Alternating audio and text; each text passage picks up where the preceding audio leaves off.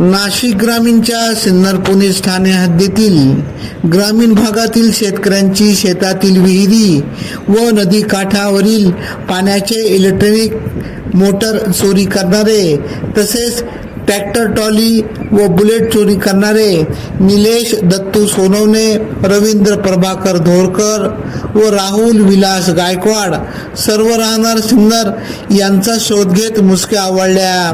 त्यांची विचारपूस केली असता त्यांच्या ताब्यातून ट्रॅक्टर ट्रॉली, 2 पान बोडी इलेक्ट्रॉनिक मोटर, 350 क्लासिक बुलेट व रोख 5,000 रुपये असा 3,17,000 रुपयांचा मुद्देमाल हस्तगत केला असून याबाबतचा पुढील तपास पोलीस नाईक दिनकर पारधी करीत आहे.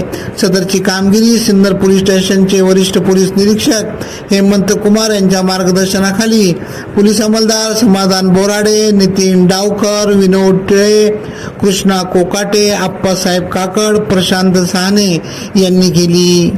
AKP न्यूज साठी ब्युरो चीफ अनवर खान पठाण, नाशिक.